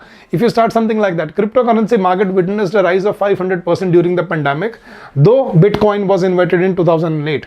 India is still hesitant to adopt cryptocurrency formally, and many discussions are being undertaken to understand the intricacies and importance of cryptocurrency for future use. So when you are discussing a topic for cryptocurrency, is cryptocurrency good or bad, right? So start with such an opening, eye-opening fact and data, connected with your topic, it becomes an excellent opening out there. Got it, guys? Similarly, if you are writing about artificial intelligence, now look at this. As per Artificial Intelligence and Analytics Startup Investment 2021 report, Indian AI market is valued at $7.8 billion. It is being seen as a tool of world transformation and complete overhaul of the way different sectors of economy work. See, start with some background data, information, and then connect it with your essay. This is what your opening should look like.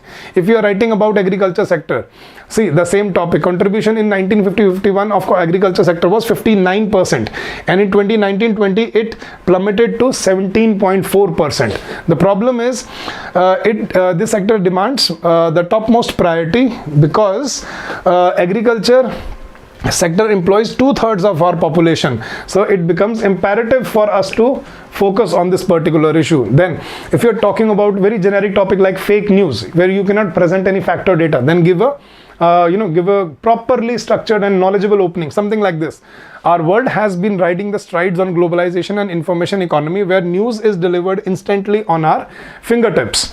The proliferation of social media has further made news accessible in every nook and corner of the world. Although this has greatly transformed our world for the better, it has also contributed to certain vices, and one of them being the birth of fake news. So see how the trickling down is coming. So you started with the bigger picture, then you bring it down to the topic. So I know in this essay I'll be discussing fake news. So this is how you create an organic scenario for the evaluator or for the person who reads your essay. Got it? So your opening should be very well done. Yeah. What do you want to pay for, Rose? I'm not sure. Yes, you can pay by Google Pay or any UPI, by the way, but I don't know what you are asking. So guys, this was about the introduction of your essay, right? This is how you open. Then what to do in the body part. So I told you in the body part, follow this trick: social dimension, economic dimension, and political steps and measures. So how to start, how to open your body paragraphs. Remember this: start your body paragraph with a clear topic sentence, whatever you are going to discuss in this paragraph, that this issue has a lot of social implications in our country, or in the or on the moral fiber of our country. So I know that this paragraph is going to be we'll be discussing about the social repercussions of the topic, right? So every paragraph, body paragraph, should start with a clear topic sentence. Specific evidence and supporting detail should be provided for your thesis. Don't just write on the basis of your opinions.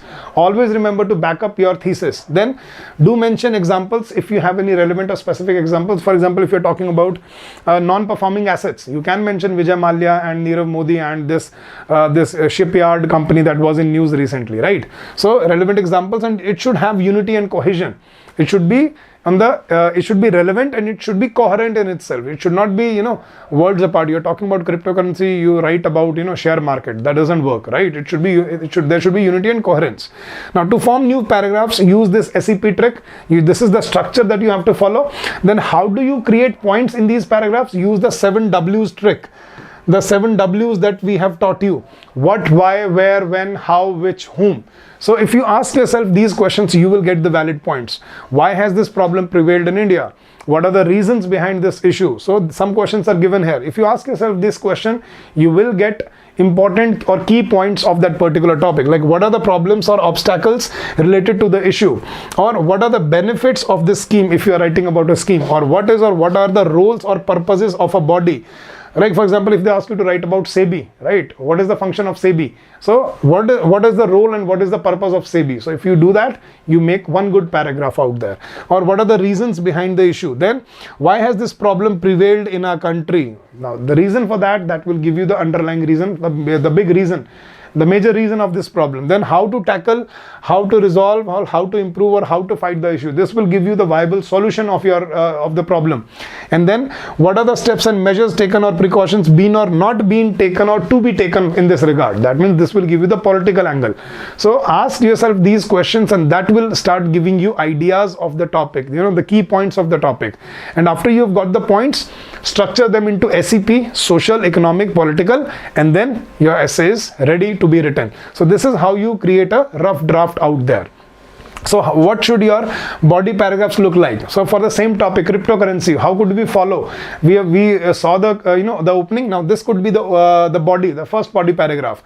Cryptocurrencies can be used in governance schemes involving direct benefit transfers and pensions for senior citizens, etc. There are many advantages in cryptocurrency, primarily being cost effective compared to traditional transfers, which involves intermediaries like banks, payment gateways, credit cards, which consume around $100 trillion annually.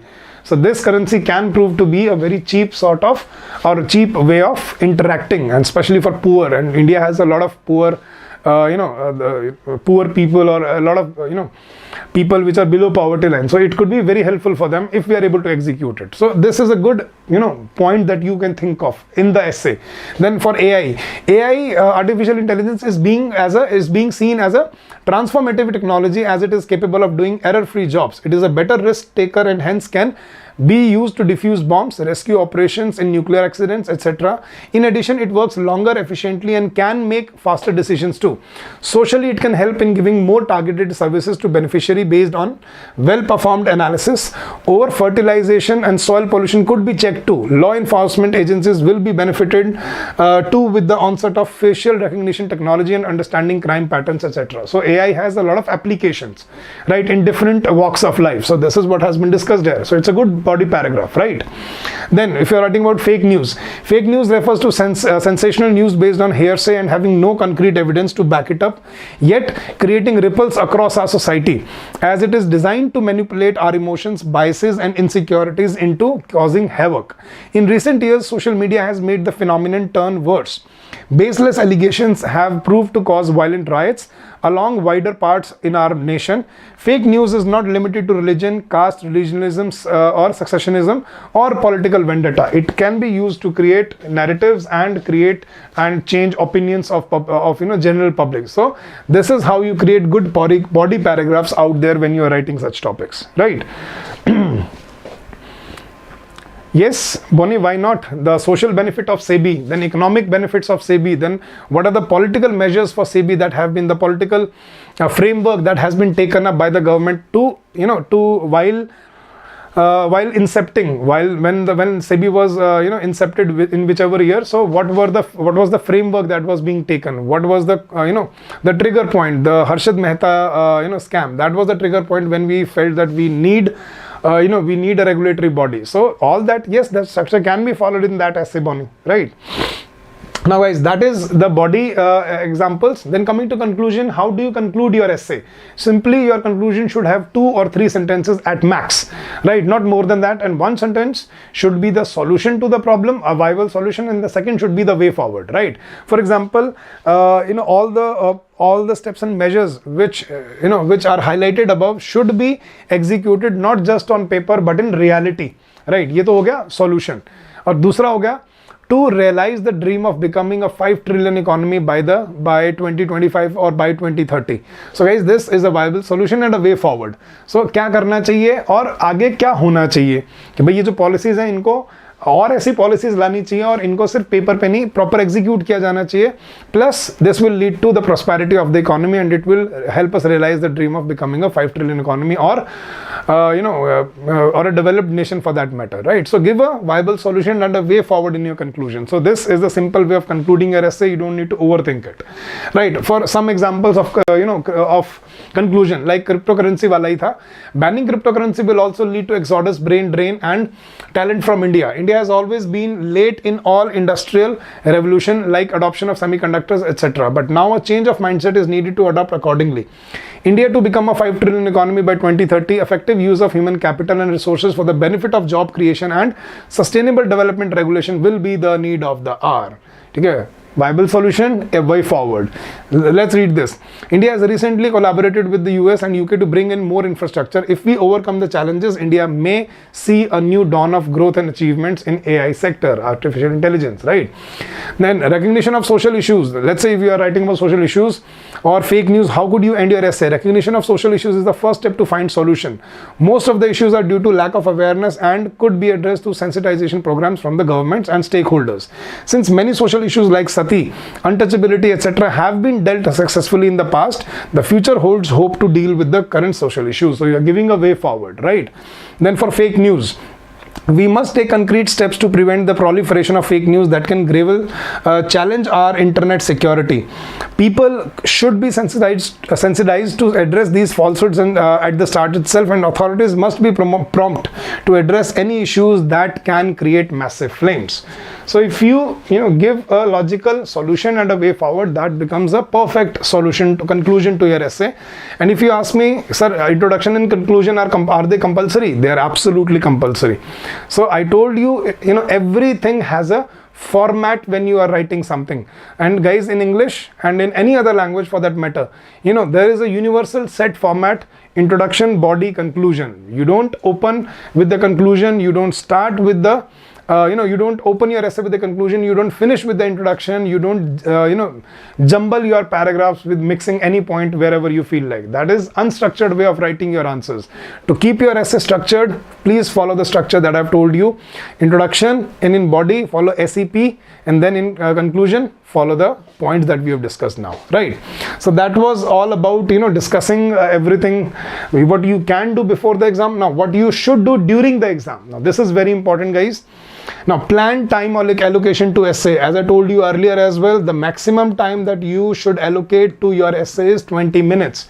Anything beyond that, you will be compensating on other questions, and that is a very poor strategy in this exam. If you are not able to execute or simulate your time when you are practicing now, you'll not be able to execute it in the paper. I can guarantee you that. So when you are practicing on your own, start a timer in your mobile phones or in your computer or on your screen, and try to finish your essay within 17 to 18 minutes, so that you have 1 minute to proofread and 1 minute to make a rough draft before you start writing. So that should be your aim, to write 200 words in 17 to 18 minutes. That means you have to have a speed of 10 to 12 words per minute. So guys, 10 to 12 words per minute is not a very difficult task. Even if I type with both my index fingers, I'll be able to type 10 to 12 words in 1 minute, right? So if you are writing for 17 or 18 minutes, and if you're typing with a speed of 10 or 12 words per minute, you will be able to write 200 or 250 words. Getting that? So mathematically it's not impossible. What takes the most time? Your unpreparedness. If you do not have a rough draft, if you do not have a roadmap to write, if you do not have a structure, that takes a lot of time. Sitting there and creating a narrative, that takes time, and then proofreading takes time. So your plan time properly, plan time allocation to your essay when you are in the exam. Next, chalk a rough draft of the essay by using ISEP structure that I told you. So you should, what you should do on the rough piece of paper that you get, straight away start with this. Start writing this introduction. I will discuss the 62% population dependent on agriculture. Then I will be talking about the criticality. Then social, I will be discussing the underlying causes of the issue. Then economic, what are the impacts in terms of numbers of this particular issue. And then in political, I'll discuss all the schemes launched by the government. So write down the schemes, and then in conclusion you will give a solution and a way forward. So if you have this structure before you on the rough piece of paper that you get in your paper, right? If you do not get one, please ask for one, right? So write down, put down the important points, and then when you are writing, just refer to the structure, and you will not waver. You will not write a bad essay out there, that I can promise you. So please start following the structure in your practice sessions. Then write out your points as quickly and as neatly as you can. As I told you, as quickly and as neatly as you can, jot them down. Back up your thesis by using specific references to the topic that you have researched and studied. So whatever you prepared for before the exam, make sure that you back up your thesis. That is very important. Then these 5 things, guys, if you want to ask me, sir, what is the backbone of a good essay? These 5 things, if you ask me: facts, data, stats, reports, and schemes, or specific references, right? So if these would be the real backbone of your essay. They would be fetching you the best marks out there, saving your time and eliminating any mistakes that you can take, right? Anilab, no guys, see, writing quotations in such topics is pointless, right? If I'm just misusing my word limit. I do not have, say guys, if it were an open-ended question like UPSC, if you had 1200 words to write, right, you could have started with anything that you want, right? Because you have to fulfill the word limit, but you have only 200 words to write and discuss everything that is of importance in this essay, and you are starting with a quotation from some third person, right? Doesn't make sense. So I think quotation, anecdotes, they don't fly very good with these topics. Argumentative and expository essays. Now in narrative and descriptive essays, if you don't think of anything else, you can start with your quotations. For example, if you're writing about God versus religion, then you can start with a quotation by Swami Vivekanand or by any other that prominent personality. But in a topic like non-performing assets or cryptocurrency, if you start with a quotation, it's a poor opening, if you ask me, right? So please choose accordingly. Got it? And last but not the least, remember to proofread your answers and edit or correct and errors in your spelling before you submit. That is very important. I told you, even if you write excellent essay, but if you make a lot of mistakes, it will lead to deduction of marks. You will not get the benefit of doubt, because you should know that your papers will be evaluated through an AI based software. right? So guys, please don't forget to proofread your answers, proofread your essays before you submit, because that is very crucial. As I told you, there are 4 parameters of evaluation: word limit, structure, mistakes, and then content. And you have to be excellent in the first 3 to be excellent in the 4th. Got it? So this is very, very crucial, guys. Now guys, now I had a few, I want to discuss with you right now some good essays and some bad essays. So I'll be discussing both with you, and then we'll be wrapping up this session, guys. And I have 5 more sample essays in this PDF of this session. You can get these sessions, you can get this PDF from our Telegram channel. The link for our Telegram channel has been given in the description of the video.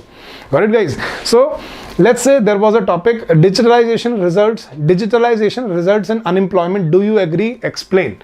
So this was the topic, and see how the students started. Yes, I do agree with digitization. Do not, see, they are not actually asking you the question. This was a rhetorical question. You do not have to answer yes, I agree, or no, I do not agree. So that is a poor way of opening your essay. Don't do that. Don't ever do that. Then what he wrote further: earlier in workplace, again, mistake are being maintained in physical form like hard copy. However, as times passes, many of offices, both government as well as private offices, are using computer and internet to record their data. With the use of computer and data of offices are easily analyzed with single man, and report are generated at a very fast pace. Data recording and maintaining of physical files. Do you think this is a good opening to a topic like that? Digitalization results in unemployment. Do you agree or not? So start with the background information, that in the recent times or in the recent decades, it has been observed that all the work done by human beings have been easily or can be taken by machines, and this has definitely resulted in some slack, but it has also opened new venues of employment for people, which can help to get the work done in better and efficient way. So that is what your opening should be: an unbiased opening, even if you are not giving any data, in an unbiased way. So don't do that. Don't open with a poor statement. Don't open with a poor opening like this. This is not an opening. This is a whole paragraph in itself. Don't do that. Right. So, and see, mistakes in almost every sentence. And what is he writing about? In rural India, single kirana shop. Do you think you have to discuss in 200 words a kirana shop? What kirana shops faces in a in a village, or what big shopping complex have done in such cities? Digitalization has hit very hard people. So see, this is inclinating towards one point. अगर मैंने बोल दिया कि नहीं, मैं नहीं मानता कि डिजिटलाइजेशन बुरा है, या मैं मानता हूँ कि डिजिटलाइजेशन अच्छा है, अगर मैंने ओपिनियन देना शुरू कर दिया, मुझे पूरा ऐसे फिर उसी एंगल में लिखना पड़ेगा. That is absolutely wrong. Don't put your opinions or your emotions into your essays. Please keep your essays very unbiased. You have to give both the sides. You have to discuss pros and cons. So this was an argumentative essay. Do you agree with this or not? So what you are supposed to do, you are supposed to discuss both pros and cons of the situation, and then give out a viable solution and a way forward. Getting my point? So you should have discussed social angle, economic angle, then steps and measures, and that would have looked a better essay. So I'll show you a good essay after this. So see, these many mistakes with such type of content and this type of articulation, you will only be scoring probably 9 out of 30 marks. And that is when the software is very lenient with you. Right? But what you should strive to write here is, write such an essay on rural. This is again a poor essay on rural economy. You can read this. What I wanted to highlight in this was, see, you are talking about rural economy, and you start with late Dr. Abdul Kalam had dream. See, making mistakes of providing urban facilities to rural areas. His vision is based on interdependence of infrastructure and rural transformation. In pursuit of his vision, government has taken several initiatives like Indira Awas Yojana. यहीं पे introduction में ही scheme शुरू हो गई है. ठीक है, PM ग्राम सड़क योजना, सर्व शिक्षा गति, Bharat net, providing urban facilities, पूरा. Let's explore the relationship. See, this looks like an article in a newspaper. This is not an essay. Then after this, what he has done is, he has given different paragraphs for different different different aspects: road, electricity, agriculture infrastructure, IT infrastructure, school. So see, do you think he is discussing that essay holistically? No, he's discussing it section wise. This looks like a report. This is not a proper essay. Don't do that. Don't, bullet points. Don't make separate paragraphs for separate aspects. This is not an answer of a question. This is an essay. This is supposed to be an essay. So don't make that mistake, guys. What your essay should look like, this is what I call a good essay. Obviously, this should be here. I kept the space because, there was little space on the screen on this slide. So I wanted to show you the separation of paragraphs. So let me read you this essay and you judge for yourself, does it look like a good essay or not? Right, the topic was key issues in rural areas, right? So this is how he started. According to Periodic Labor Force Survey 2018-19, it has been observed that 67.7% of the total households of the country belong to the rural section, which is a huge contribution to the total population of the nation. By this, we come to infer the amount of attention demanded by the rural areas in India. The country is actually aiming at becoming a USD 5 trillion economy by 2024-25 from current 2.9 trillion approximately. This target cannot be achieved by focusing on a handful of people. For proper mass development, key issues in the rural areas need to be addressed well. See, start with the background data, then highlight the point that you are going to be discussing. Then as far as health sector is concerned, we need to focus more on inclusivity, as the death rate in rural areas is observed to be 6.7, which is more than average death rate of the country. The reason can be attributed to growing sufferers of malnutrition, underweight, stunting and wasting. The current pandemic brought up before us the concept of digital divide that prevailed in education and literacy sector. This is actually proven by the recent annual state of education report that concluded that only 11% students in the rural areas had access to online education. Only 11%. Unreachability of the financial products like banking, insurance, leasing, factoring, etc. contributes to the financial exclusion and binds the rural population to rely on private money lenders. Limited opportunities for non-agricultural occupation, especially for women, brings monotony, kills the scope for innovation and eagerness to grow and create more. In India, 53.2% of rural males and 71.1% of rural women are still engaged in agriculture sector. See, all the same sectors that I highlighted in this paragraph. See, in this as well. In this essay as well, he was discussing all the issues: road, electricity, agriculture, infrastructure, school. He has also discussed the same thing, but in one paragraph, discussing all the the key aspects. This is the social angle, social dimension. Then economic dimension, the credits for making India the fastest growing, also political angle, the credits for making India the fastest growing economy to go to certain public initiatives. Pradhan Mantri Gram Sadak Yojana, focusing on providing rural connectivity, has been allocated this many crores this year. Manrega has broken roofs in contributing towards employment generation for the rural during the pandemic. Swachh Bharat mission is an essential contribution to increase the reach of basic amenities to all households. Then conclusion. In brief, bringing the rural section up to the required standards is not a cakewalk, but it is not even a sky-high challenge if we keep moving with our baby steps and keep addressing the rural issues with enthusiasm. We have come quite far, and with 3 P's, that are patience, persistence and positivity, the rest journey can be covered. So this is what I call a good conclusion, giving a solution and a way forward. Got it, guys?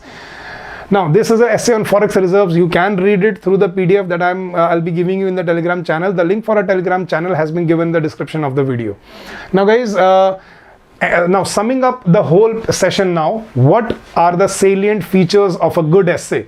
Number 1, important quotes, relevant quotations, right, from specific bodies like RBI, SEBI, NABARD, or finance ministry. So important quotes, important facts, important data and statistics, important schemes, and valid and relevant examples. These are the highlights of your essay. If you start including them in your essay will turn out very refined, and you will be able to execute an excellent essay out there, guys. Got it? And you should at least read up these schemes before you walk into the exam. There are actually more than 40 schemes that are running, and guys, the schemes that have been launched in the past 1 year, you should go through them. We have provided all these schemes and all these factual information and data and statistics in our fodder material in our courses. So if you are a student of EduTap, you can start going through that fodder material. You can start going through those sample essays that we have given you. They will definitely help you to give you insight into your articulation. But definitely you should read up about these schemes before you walk into the exam.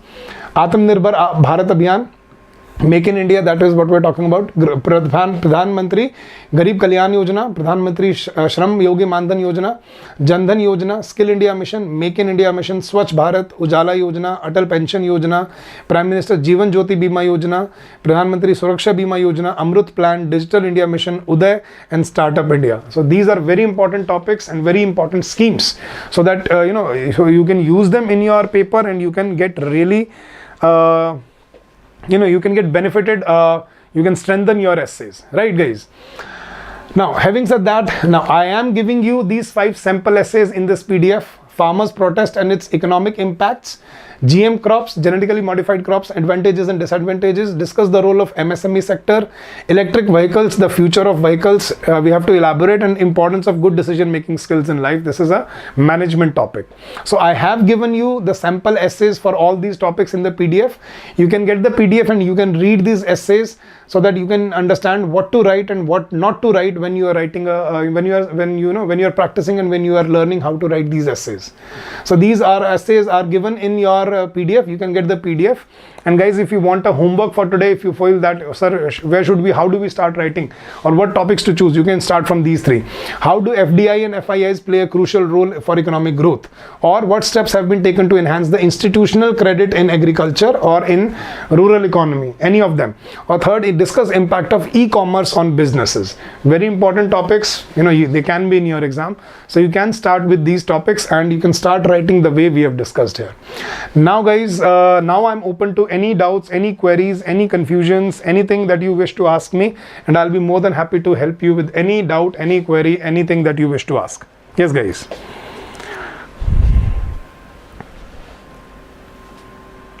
Yes, Anilab, these quotes will, see, factual information will fetch you marks, not quotation from, famous personalities. Now, Gaurav, always give a unbiased solution, a way forward. Don't say that this should not be done or this should be done.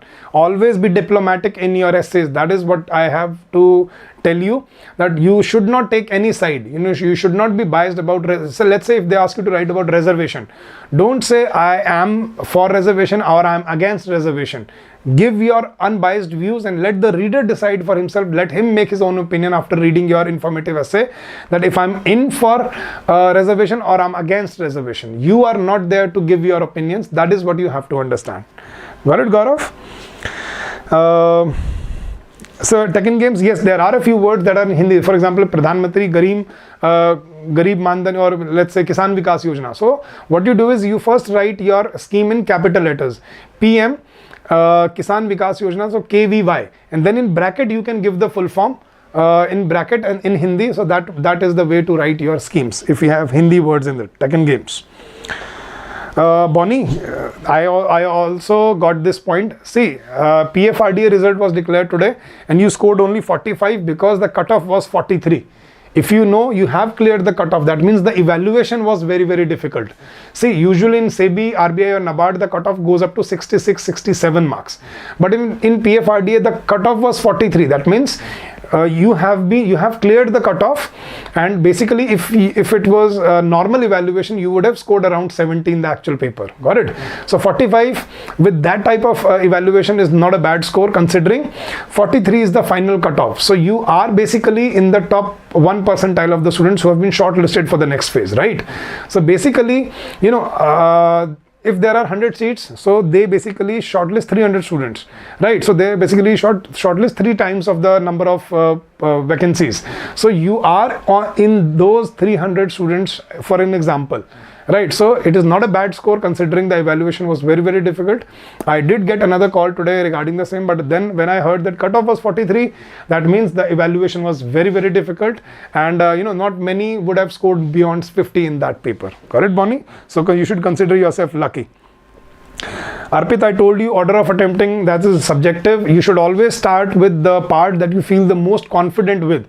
If I feel I'm confident with my essay, I should start with that, because if I start with the difficult part and by chance, if I take more than required time, I will panic in the end, because if I'm supposed to take 25 minutes in RC, and if I feel that this is a tough part, so if I start with RC and if I by chance take more than 25 minutes, 27, 28 or 30 minutes, in the end I will panic that I only have 30 minutes left and I have 2 big questions to do. So start with the easy part, start with the comfortable section, quickly be done with it, then be done with your Prezi, and then then follow up with the difficult part. That should be your strategy, right, Arpit? Thank you, Gaurav. Thank you for the kind words. It is evaluated through a AI-based software decipher. So yes, not both. Basically, initially and finally by a AI-based software. So most of the students will get average marks, and just beyond average marks will be the cutoff. Rest, you have to see how many students appear for this exam and what is the final score. So that depends, but it will be evaluated through an AI-based software. That is for sure. Ojas, we will be discussing about RC and Prezi in the next session, which is day after tomorrow, same time, 7 p.m. So don't forget to join that session. We'll be taking all the questions, all the queries for RC and Prezi day after tomorrow. Yes, Tech and Games, there will be another session for reading comprehension and Prezi day after tomorrow. That is 11th of March, 7 p.m. Right, so don't forget to join in that session, and all your queries, all the problems will be discussed in that session. Anilab, giving you the right answer. If you are asking word limit for reading comprehension, 50 to 60 words per answer is the basic requirement, because these questions are for 8 marks or 10 marks. So for a 10-mark answer, if you write only 1 or 2 sentences, this is not justice to the paper or justice to the word limit, right, or to the weightage of the question. See, if they just wanted you to find the facts from the passage, don't you think they would have just given you multiple choice questions? I hope you agree. So I'll repeat it. If they just wanted you to find the facts from the passage, they would have given you just multiple choice questions. But what is the point of calling it a descriptive English paper and asking you 10-mark answer and descriptive paper? So they want to see your description, they want to see your elaboration. So you have to elaborate your answer in reading comprehension. You need to understand Prezi is about contraction skills, whereas reading comprehension is about elaboration skills, guys. Got it? Tech and Games, not implicit answers. The answer should be based on the premises of the passage and whatever you can infer from the passage. Nothing beyond the passage should be included in your any of your answers. Not even in Prezi, not even in your RC. Got it? Yes, guys. Any other doubts? Any other questions? Please don't forget to like the session, guys. Don't forget to share it. It may prove beneficial for someone out there. And guys, if you wish to contact us for anything, for our courses, for the material, or any doubt you have, please feel free to call us during the office hours on this number. That is 8146207241. Or you can also drop us an email at hello@edutap.co.in. Got it, guys? So thank you so much for joining in, guys, and I hope you do really well in this exam. I hope you prepare with all your might and all your strength, and all my blessings are with you. God bless you, and you do your best and you come out with flying colors. That is my that is my hope, and that is my wish from the bottom of my heart. And we will always be there to support you in your journey, and I hope this journey turns out to be beneficial and fruitful for you. So guys, having said that, I'll see you again day after tomorrow, same time, with another session on reading comprehension and Prezi writing. So don't forget to join in. Don't forget to don't forget to subscribe to our Telegram channel so that you can get the PDFs of these sessions for free, and we are always there to help you out. So thank you so much once again for joining in, guys.